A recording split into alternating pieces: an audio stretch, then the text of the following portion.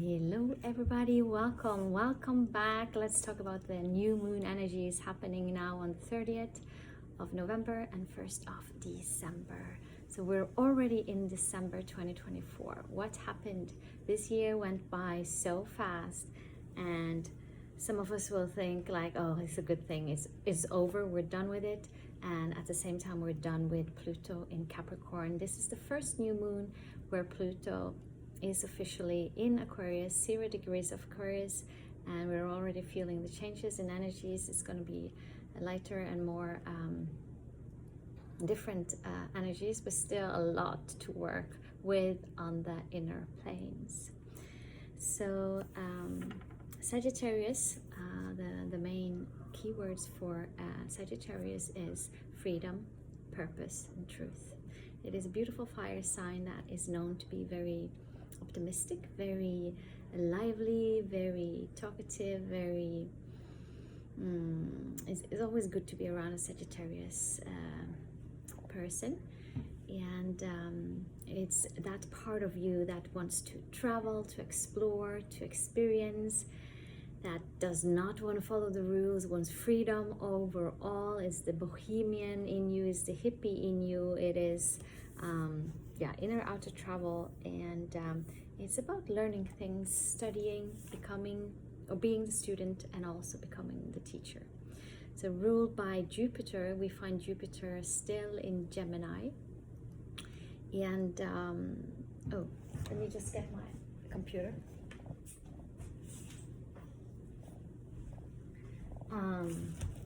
With Jupiter still in Gemini and in retrograde, there is a lot going on in our minds. Like, our minds are expanded, so whatever you think about is going to be expanded.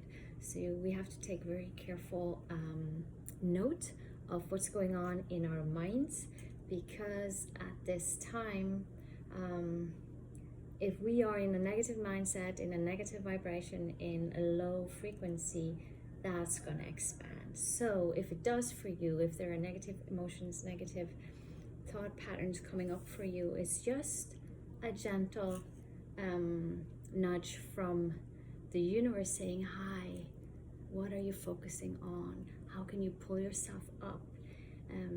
So allowing yourself the time you need to go through what you're going through, and then making up your mind to pull yourself up so that you will start to feel better, and so that you can be more of this light source for the community around you. And we have so many tools to do, like to pull ourselves up. It has so much to do with what we feed ourselves.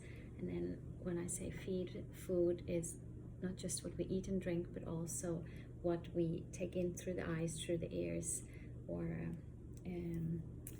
through our senses, all our senses. So take really good care of yourself, because this time can be very mind expanding, and with Pluto also in Aquarius now, which is also an air sign, a mind sign, it has to do with the powers of our minds, and to actually to take back and understand how powerful our minds are. We might have to go through some shadow sides of the mind, which would be negative thought patterns, mental issues, things that we really have to work through, and it's not always easy. So just remember that fear and doubt is evil, it's the devil. So try to keep that out of your head. Okay, Sun and Moon on 9 degrees of Sagittarius, this new moon, Jupiter, the ruler of Sagittarius, in the opposite sign of Gemini, and Jupiter is also in an opposition with Mercury, again the mind, expansion of the mind.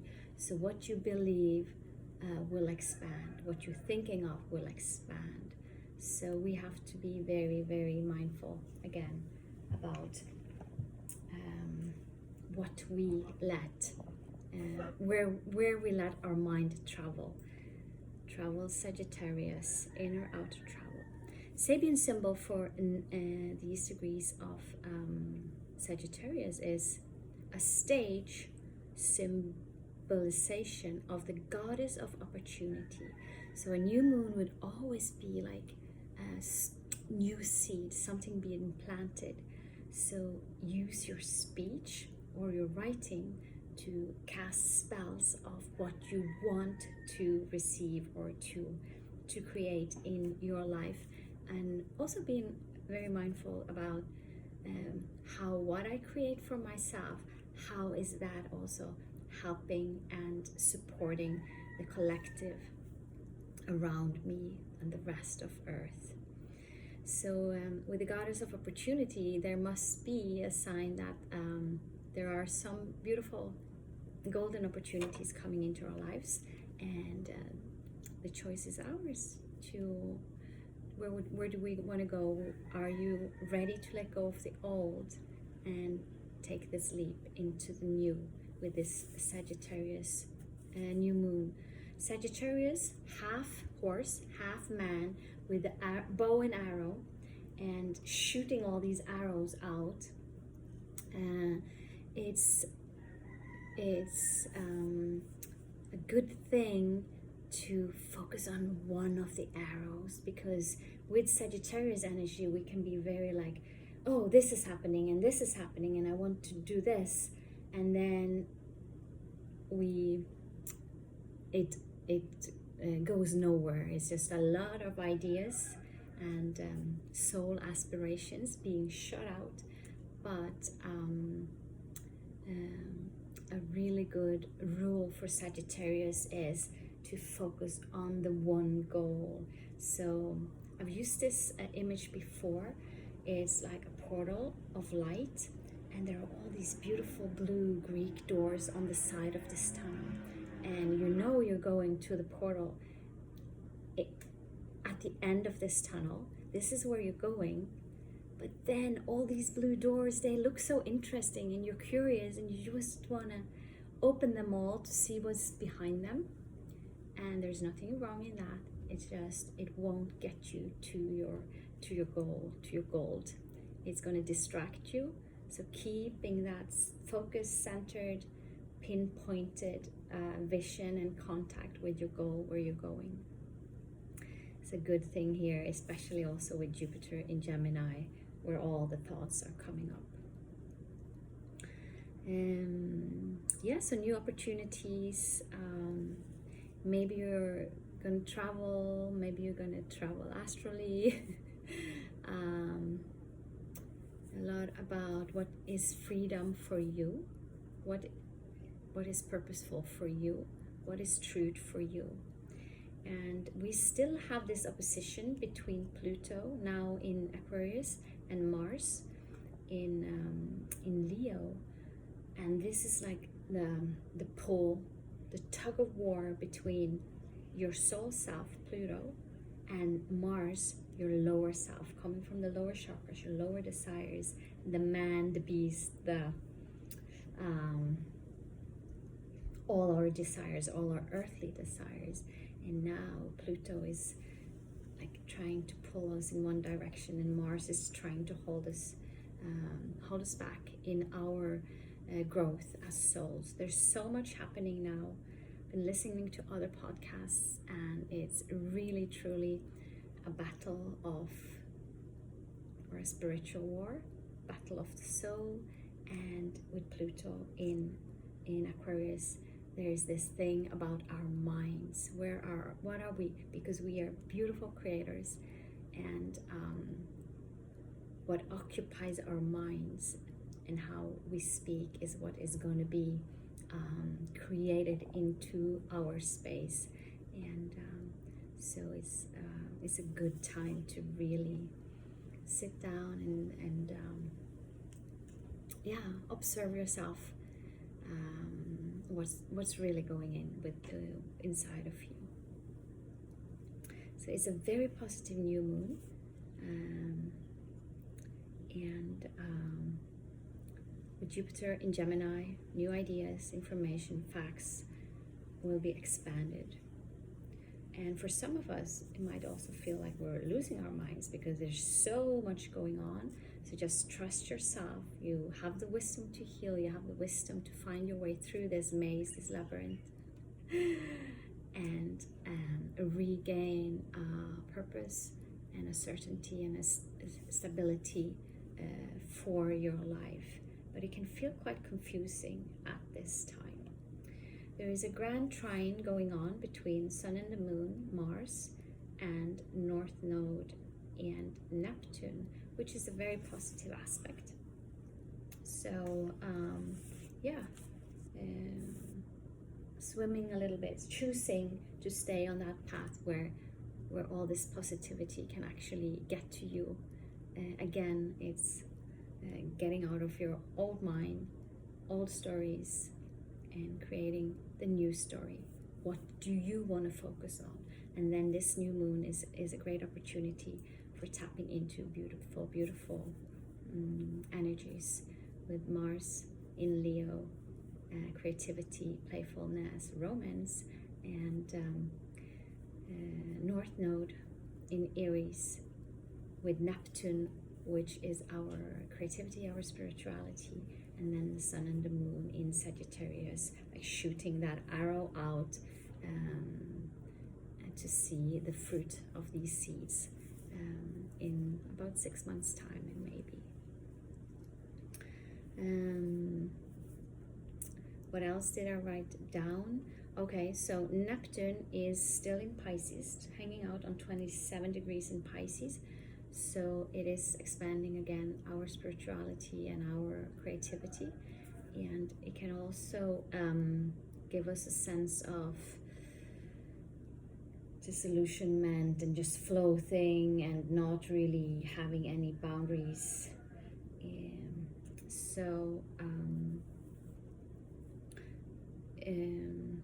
It's good to know that Neptune is going direct on the 7th of December until March, end of March, where it moves into Aries.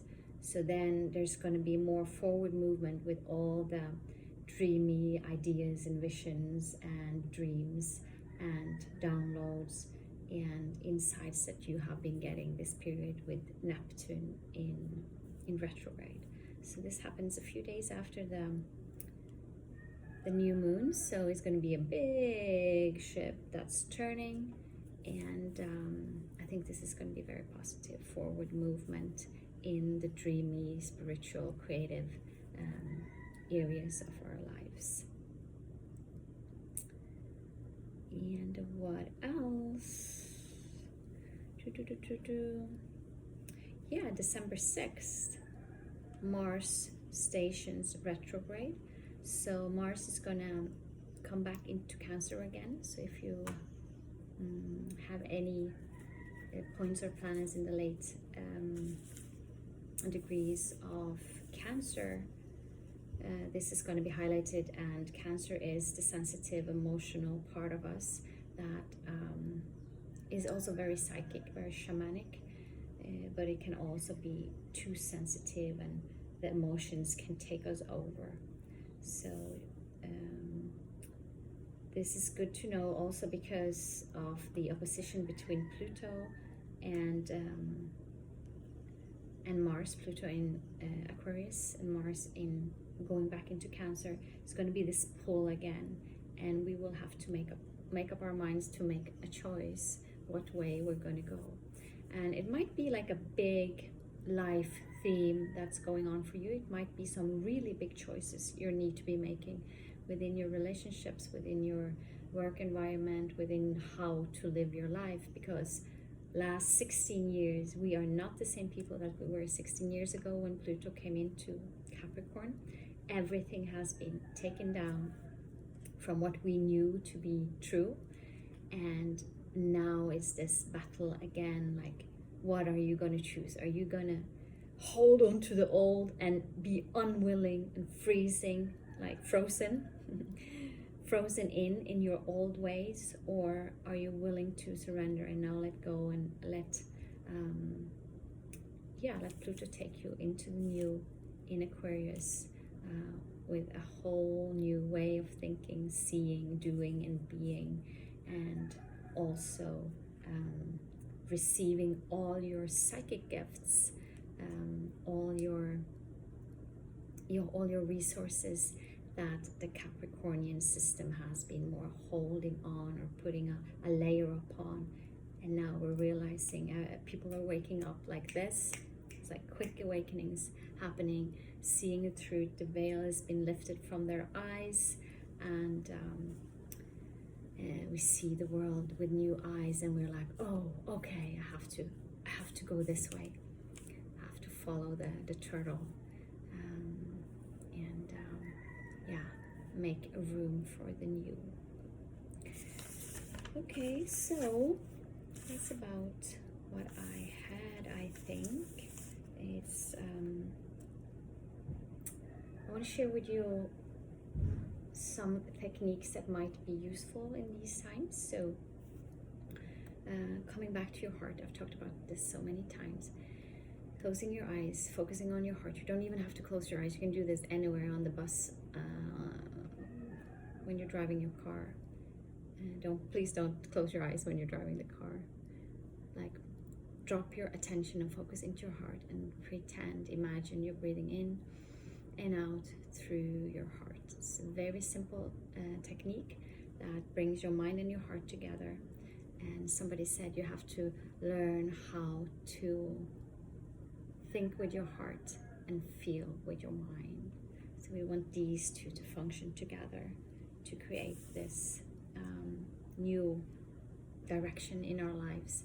Because most of us, we've been working from the mind and out, and mind is amazing, but if it's not connected to the heart, it's worthless, and it is even maybe a little bit dangerous. We need this connection with the heart.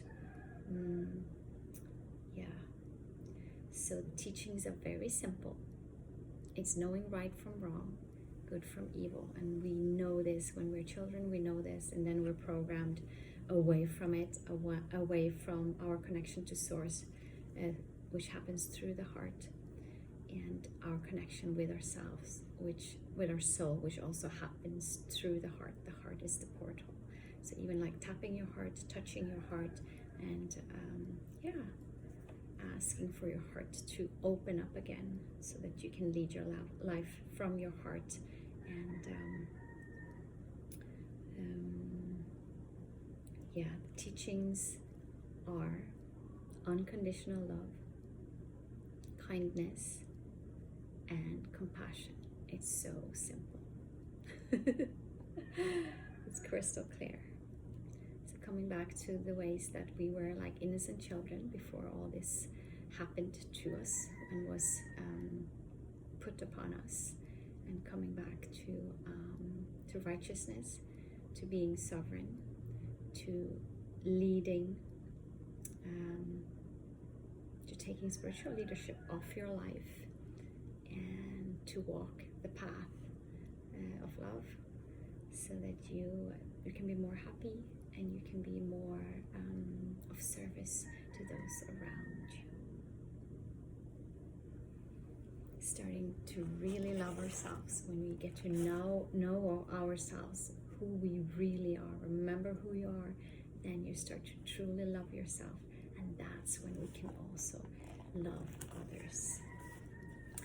Okay, so I don't have my cards, but I will read from this book. It is in the house, and it is a little chapter about forgiveness. Today I understand that forgiveness returns me to my original state of oneness and spirituality. True forgiveness connects me to a childlike, spontaneous state. Perhaps my forgiveness was abused as a child and put me in the painful, vulnerable position of going back for more. I do not need to worry about that today. Whether or not I become sored on the idea of forgiving, it is still better for me to let go of the resentment than to hold on to it. Because I ultimately value my serenity over my desire for revenge. I see the advantage in doing what I need to do to forgive and move on. It is the best thing I can do for myself. Because carrying this grief and unforgiveness in our bodies is not a good emotion. It's like doing the forgiveness so that you can be free. I release people in my mind. We must develop and maintain the capacity to forgive. He who is devoid of the power to forgive is devoid of the power to love.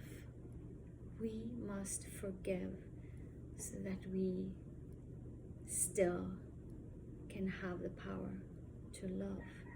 There is some good in the worst of us and some evil in the best of us. The tug of war between Pluto and Mars.